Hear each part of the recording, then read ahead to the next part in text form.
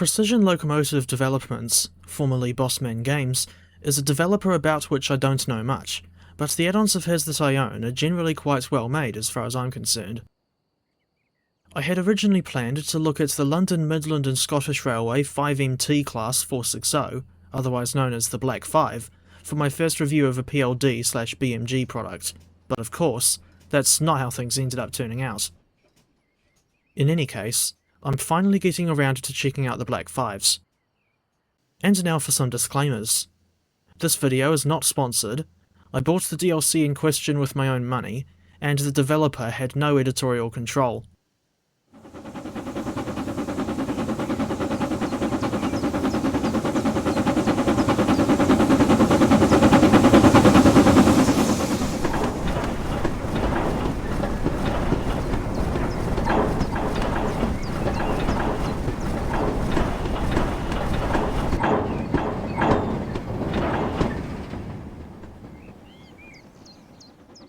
And now for a very brief history on the Black 5s. This was a class of 460 tender engines designed by LMS Stanier, with a staggering 842 examples built by various manufacturers between 1934 and 1951. The design was changed numerous times throughout the class's construction, and I'll show you some of the modified variants later on. The Black 5s were some of the most versatile steam locomotives in the UK, able to run both passenger and freight services on a wide variety of routes. The first withdrawal didn't take place until 1961, but other members of this class remained in service right up until the 11th of August 1968, the very last day of regular steam operations on British railways. Out of the 842 Black 5s that were built, 18 have survived into preservation. There were already two versions of the Black 5 in TS long before the BMG version came along. This original model dates back to Kuju Rail Simulator in 2007, which included the Somerset and Dorset Joint Railway, although I'm using the newer S&D from Golden Age Developments for this video. The Kuju Black 5 is now looking severely outdated by today's standards, and from what I understand, that model is not entirely accurate to the real thing, but aside from the shape of the boiler, I can't see what else is wrong with this model, in terms of accuracy. Regardless, here's a demonstration of the old whistle and chuffing sounds.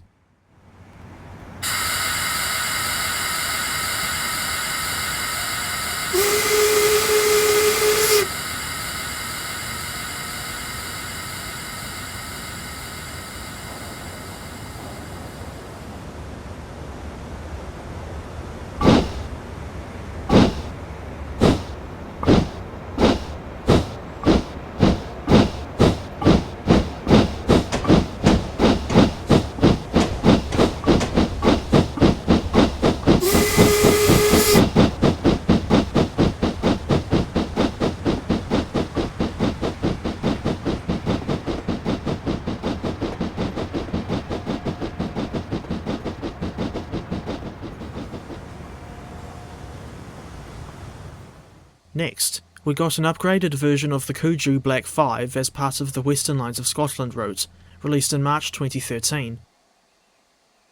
While this version has much better textures and sounds than the default Kuju engine, it still has the problem of an inaccurate model, and personally speaking, I don't like the lack of customizable sheeter codes, not to mention the inclusion of only one livery, although there are at least additional weathered variants included with the Port Road.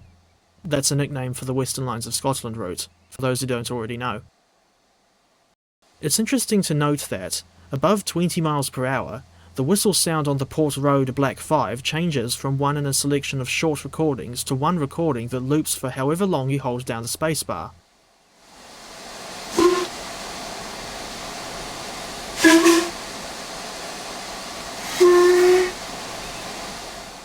I would be remiss if I didn't arrange a scene with the three main depictions of the Black 5 all alongside each other.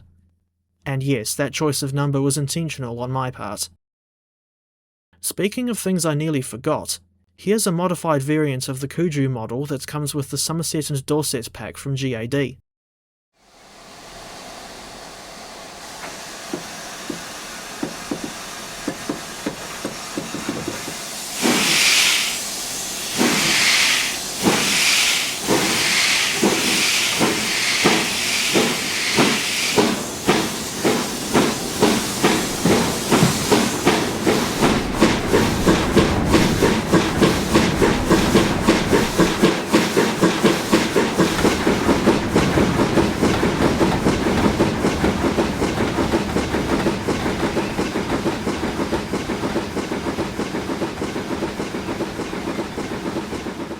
After a long development process, the BMG/PLD Black 5 was finally released in May 2018. As of late August 2026, the base pack is still available to purchase on Steam for $24.79 NZD, or around £11, at full price. I bought my copy for only $12.39 NZD during Dovetail's so-called Festival of Rail in February 2025. The base Black 5 pack only includes a variant whose boiler is equipped with a separate dome and top feed, and this is supplied in both LMS and British Railways liveries, along with weathered variants of LMS Unlined Black and BR Lined Black, and the tenders are either riveted or welded variants of Stanier's 4,000-gallon tender. You also get 2018-era versions of the preserved 45407, the Lancashire Fusilier, 44871, 45212, and a special variant of 45407 when she was disguised as 45157, the Glasgow Highlander. There are at least 3 liveries missing from the Black 5 pack, namely Unlined BR Black, Lined BR Green, as worn by 44932 in early preservation, and the bizarre wallpaper livery that was briefly worn in the late 60s by locomotive number 5212, not to be confused with Kiwi Rail's DXC 5212. Come to think of it, I reckon it'd be a jolly good laugh if someone reskins the Black 5 into that pink livery with the awesome/epic smiley face. If you know, you know. Some additional variants of the Black 5 were released after the base pack, but those extra variants are all sold separately on PLD's website. Personally, I think it's a bit disappointing that they weren't included in the base pack right from the start, but in any case, the extra variants are as follows. 44767 George Stephenson in preservation era condition, with a few different variations of the number plate colour. 44686 and 44687 with experimental Caprotti valve gear. 45,000 through 45224 with domeless boilers, insert that quote from the North Western Railway's number 4 here, and 45428 Eric Treacy in preservation era condition.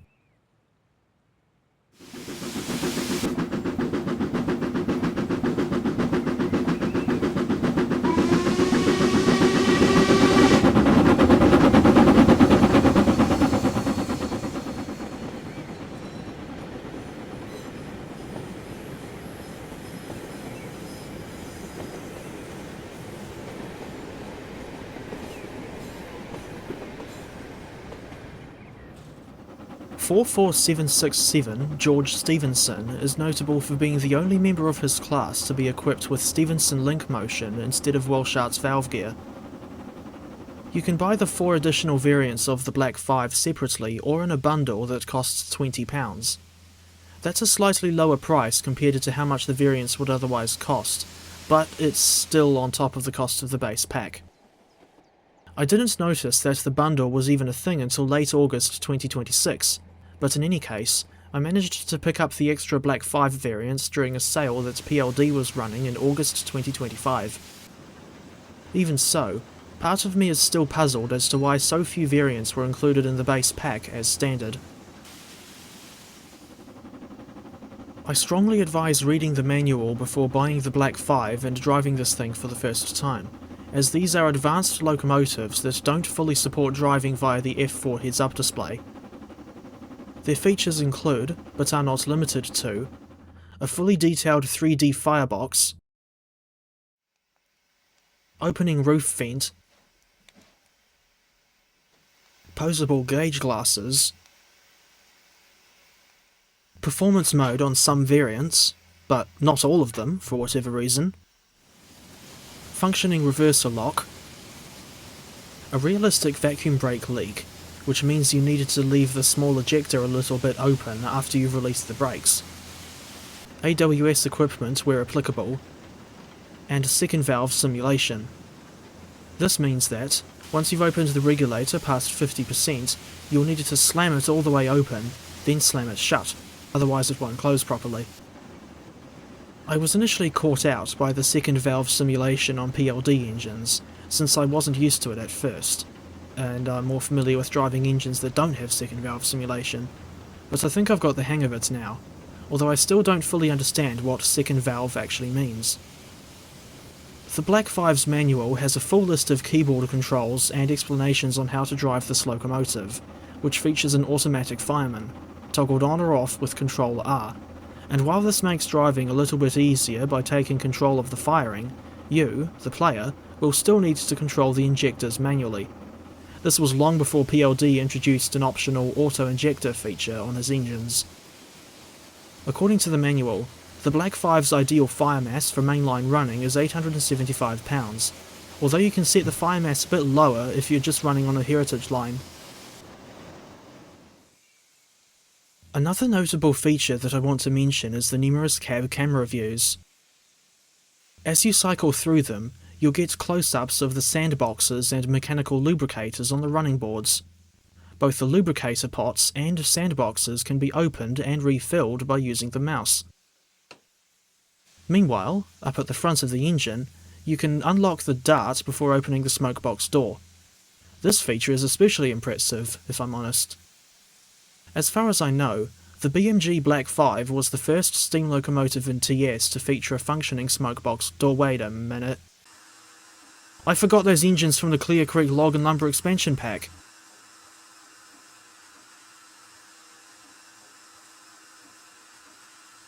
In any case, the Black 5 certainly wasn't the last engine in TS Classic to feature a working smokebox door. Curiously, the preservation variants of 45407, 44871 and 45212, not to mention 45407 disguised as 45157, feature a working Radio Electronic Token Block System, or RETB for short, for use on the Fort William to Mullig routes that Thomson Interactive made in 2014. In real life, Black 5s are often used to haul the famous Jacobite service over the West Highlands Line extension, and instructions on how the RETB system works can be found in the Black 5's manual. As far as I can tell, it's already set up in the West Highlands scenarios that come with the Black 5, and I initially thought that you'd have to set it up yourself in the scenario editor when you're making your own scenarios, but I seem to have been proven wrong. I was getting RETB prompts in the top right corner throughout my run in a free roam scenario without doing any special wizardry in the editor. In any case, it's been a long time since I last featured the West Highland extension in one of my videos, and what follows is a scene that might give people Chamber of Secrets flashbacks.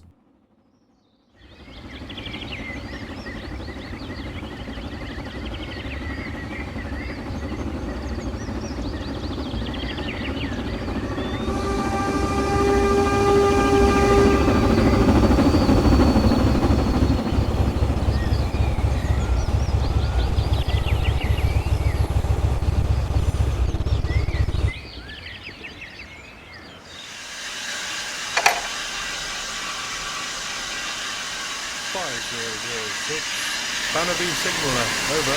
5006, Bannerby signaller, state your message. Requesting token to proceed, over.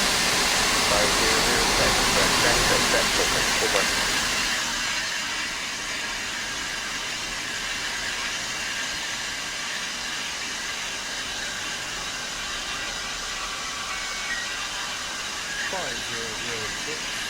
Grenfell and Clarisade, section token on display, over.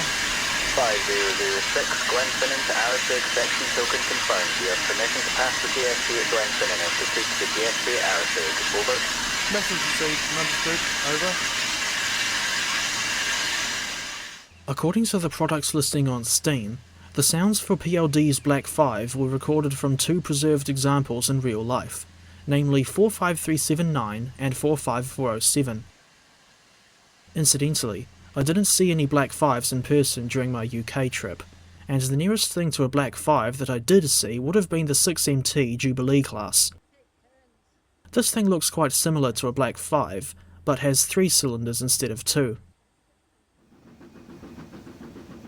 As for what the Black 5 is like to drive, I don't think she's the most difficult locomotive, certainly not when compared to the New Zealand Railways JA and KB classes, but at the same time, I wouldn't consider Stanier's 460 ideal for people who are just starting out with steam locomotives in TS Classic, what with her more advanced controls and what have you.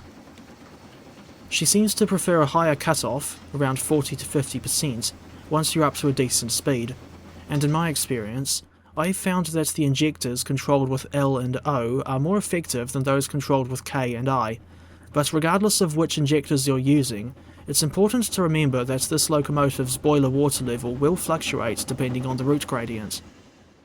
Speaking of routes with steep grades, one wonders how drivers on the Jacobite in real life manage the West Highland line. Incidentally, and even when I was coasting down a 1 in 50 grade between Newton Stewart and Kirkcowan with all the brakes released, the rolling resistance still left something to be desired. Aside from the questionable rolling resistance and lack of full compatibility with the F4 HUD, another aspect of the BMG/PLD Black 5 that I dislike is the locomotive's wheels that steal SpongeBob and Patrick's invisible spray when you're on the running board in the cab camera view.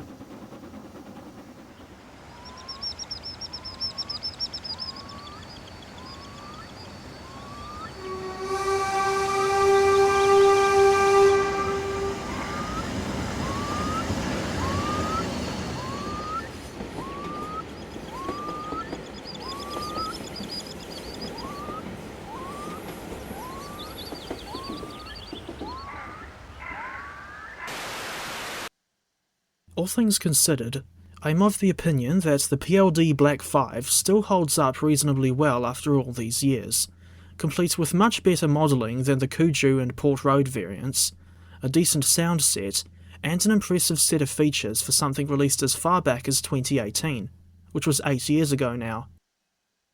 However, the situation with those extra variants being sold separately still bothers me somewhat, since it's reminiscent of what Dovetail and Armstrong Powerhouse have done multiple times over the years. In any case, this is still a vast improvement on the previous Black 5 iterations that we had in TS, but at the same time, I'm of the opinion that the BMG/PLD model could do with an update to bring her up to the same standard as newer PLD products. The main improvements I want to see are model and texture optimization, a fix for the wheel glitch in that cab camera view, and lastly, the addition of auto-injectors, simple mode, and those missing liveries that I mentioned earlier, not to mention the inclusion of performance mode across all the variants, base pack included. As for where I'd rate the Black 5 in her current state, I'll give her 7.5 out of 10.